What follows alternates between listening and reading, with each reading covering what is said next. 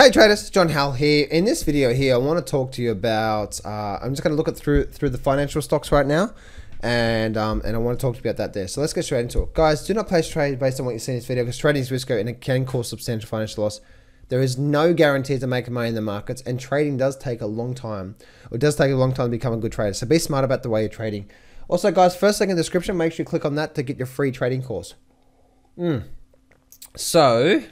Or your free training. So let's get straight into it right now, guys. One thing I want to share with you is I want to share with you what's going on right now with the financial stocks. Now, the interesting thing, guys, okay, the interesting thing about the markets right now and about where we're seeing right now, okay, is that I've always taught my private clients to trade what they see, not what they think, hope, or fear. Now, what I mean by that is that just because the Dow Jones is doing something does not mean the individual stocks are going to follow the Dow Jones. Same for the S&P, same for the Nasdaq. Make sense? Just look at Apple right now. That's not following Nasdaq. That's falling off a cliff. That used to be one of the biggest stocks out there. So that's why whenever you're trading the markets, when you have 90% of my trades are individual stocks. So I didn't care what the indice is doing, because for me it's just based on what the individual chart is telling me, right? So what I'm seeing here right now, and what I'm seeing here right now in the shift of the financial markets, the financial stocks, I'm seeing a very, very, very massive shift coming in right now, and I've been seeing this shift coming for a while now. And I've been and with my current private clients, I've been talking to them a lot about that in the markets. Now, the thing is that if you look through some of the big financial stocks, they've been making big shifts in the markets right now, and we are going from an uptrend to now a downtrend. We are now shifting to the downside. So if you can see something like even like JP Morgan as an example, and we look at this, let me go back to this chart here, and we look at this weekly chart here. What do we see? Now, firstly, we've seen what? We see JP Morgan has ran up, and let's just do this here. As an example, guys, okay, this is how I do my analysis to see who's in control of this markets, and if I was looking to get into this, stock, which way would be the highest probability trade? Where is the stream going? So we have a low through here, and we have a high, we have a lower high, then we have a higher high. So as you can see, right, there's really no one in control through here, is there? It's very, very sideways through 2015, 2016. Then we had this sideways move up, and then we had a big breakout bar, didn't we? And then we went for a run, then we came down, created a lower high, created a lower, higher low. We came back up, we created another high low through here, we came back up, and now we created another equal low through here. And now we've actually, what have we done right now? We've actually broken that low, haven't we? Now, what was preceding that? A lower high.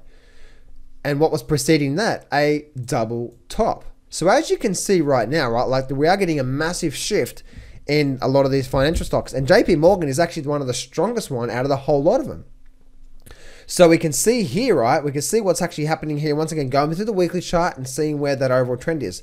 So my target for JP Morgan on a minimum basis is down here at say $90, because that's where the projection is, at least for the double top projection, which simply just means you measure from the neckline, which is here, to the top up here, project that down. So the minimum target for me is 90, and then once we actually break 90, then this is probably going to head back down to around about the 70, maybe 65, and that's probably going to happen maybe over a 6 to 12 month period. Now, I'm going to rephrase that. That's not gonna happen. That's not going to happen. I don't know what's going to happen, but the probability stands that that's what's happening right now on JP Morgan. So when we're looking at, that's the weekly chart there. When we're looking at the daily chart, what do we see? We see this swing breaking down. And as you can see, right, we had this big run up, went sideways, and now we're actually cracking down. So where is this likely to run to? Once again, we're now likely to run to down here around this 90 level here on JP Morgan. But there's a massive, massive difference here on that to say Goldman Sachs. Right now, Goldman Sachs has been doing what? Goldman Sachs has been getting absolutely hammered. Now, let's go to that weekly chart. Let's actually do this once again. Let's do the analysis once again. What is the analysis? The analysis simply says this. Okay, so as you can see, Goldman Sachs was very weak in conjunction to a lot of the ones, right? High, significant higher low, and then we had sort of a higher low through here, didn't we? We ran up, came down, and we created a low. Then we created a what? A lower high, and now breaking past previous lows through here and breaking down. So as this happened, as you can see, right, we went through a bit of a nice upward trend for a while. And then, yes, there's a bit of a head and shoulder formation. And then we actually broke down. And now we're continuing down. So this is probably going to continue down, back down to 140 here. So with Goldman Sachs, right? But as you can see, right, the change of trend was where?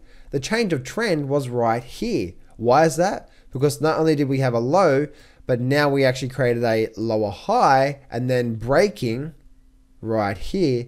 This is breaking the previous lows through here, which was the trend was more breaking, as the major level was breaking that level there, right? So you can see how it came down, bounced, and then took off. So if I bring up to the daily chart now on Goldman Sachs, you can see what happened here, right? We got a bit of move. Then we held support, ran up, and then this big crack down through here. Then we started to see this whole Goldman Sachs thing unravel from there. Makes sense? So we look at things like that, or we can go say things like Morgan Stanley as well too, and we can see how that Morgan Stanley is starting to have a nice big downward movement as well. Bank of America, BAC. We're starting to see this thing starting to unravel as well too. Maybe we're going to start to see this thing change its trend on that long term as well, getting a rally up and then a big drop back down. And then obviously Deutsche Bank as well too. Deutsche Bank has been one of the weakest one out of the whole lot of them. I know Ray Dalio has been short this stock for quite some time, for the last 6 months, I think it is. I was looking for a short myself back here in the start of 2008. This dropped down through here. And then this sideways movement, I was looking for a nice big breakout bar to then start to look for a nice move down. But as you can see, right, that it's been going down and down and down and down ever since. So, so the banks are actually not looking good. And if you look at the chart for what it really is, if I said, okay, let's look at the charts for a barometer to see which company is likely to do a lot worse behind the scenes, just by what the charts are telling you, what would you say? So if I bring up, say, JP Morgan, would you say that seems to be in big trouble right now, JP Morgan? Not really, right? What if I brought up Goldman Sachs? Big difference, isn't it? The stock is telling you something's not right here.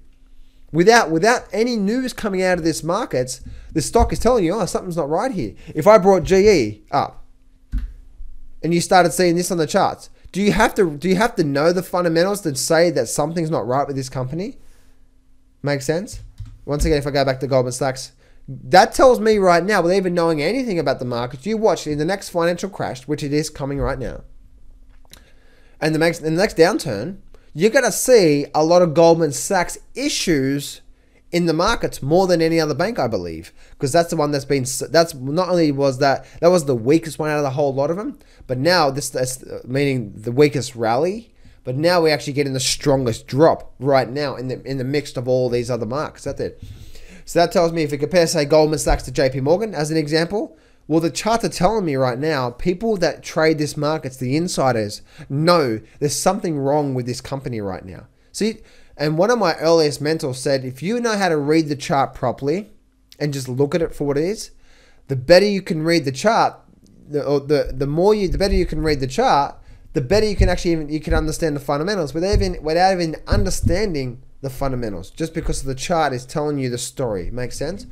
So there's a bit of an update, guys, on the financial markets and what I'm seeing right now, which one's stronger, which one's weaker, and every financial stock is going to get hit over the next 2 years. We just know that the top in the market is forming right now, and the recession is coming. It's probably going to be 2019. We're going to see a big downturn. So that's coming. That's no surprise. It's all over the charts right now. We can see that. So just open up your eyes and look at it. It has nothing to do with the trade war or anything like that. Go back and look at all the past crashes and look at the simple trend analysis, and you'll be able to see that as well too. So be smart about the way you're trading, guys, and do not be trying to buy stocks right now and trying to pick bottoms. Be smart about your way you're trading. Now, when I say don't try to buy stocks, there may be some time coming soon over the next few years where long-term buy and hold with some some mining stocks may be really, really, really good coming in the next 2 years. Before you go, make sure you grab the free Grab the Markets by the Balls training course. In this training course, you're going to learn the top 13 deadly mistakes, the success formula, charting boundaries, the PT method, the ultimate trading system, the blast-off trading system, #1 trading indicator, the $1 million trade and money management, how successful traders approach the market, and so much more. Get this training course for free right now. Click on the very first link in the description to get this whole complete trading course to give you the edge on your side of trading this market. Do that right now, and I'll see you on the other side.